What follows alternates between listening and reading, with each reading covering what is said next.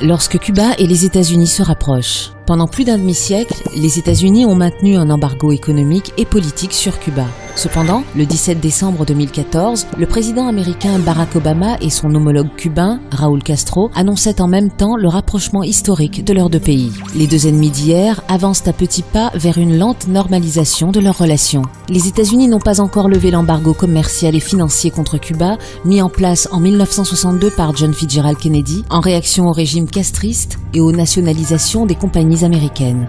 L'embargo interdit aux Américains d'investir et de faire du tourisme à Cuba. Les entreprises rattachées aux États-Unis qui font des affaires avec l'île caribéenne encourent de fortes amendes.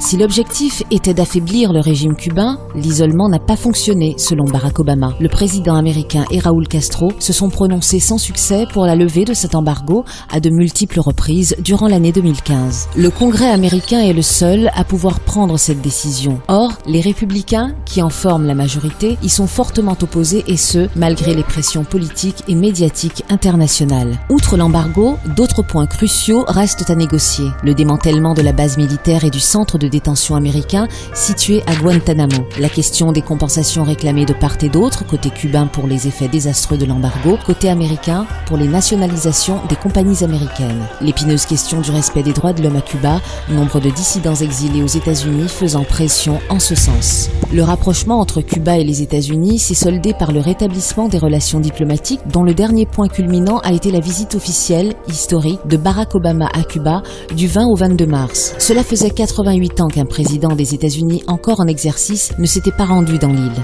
Auparavant, deux rencontres historiques avaient eu lieu entre les chefs d'État américains et cubains. La première, le 11 avril 2015, en marge du sommet des Amériques au Panama. La seconde, le 29 septembre 2015, à l'occasion de l'Assemblée générale des Nations unies à New York.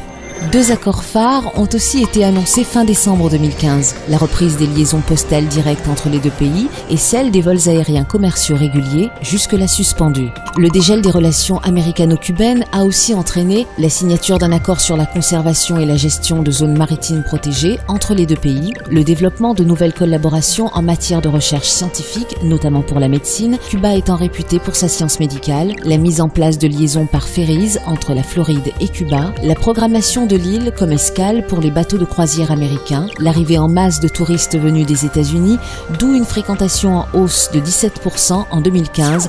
77% des 3,5 millions des touristes passés dans l'île étaient américains. Les États-Unis ont également proposé de tendre un câble sous-marin entre la Floride et Cuba pour améliorer l'accès à Internet de l'île, encore difficile et cher pour la majorité des habitants. Les négociations entre les deux pays se poursuivent, avec pour visée le dégel total et optimal de leurs relations. C'était le numéro 2 de Zoom Caraïbes. Prochain rendez-vous le 4 juin 2016.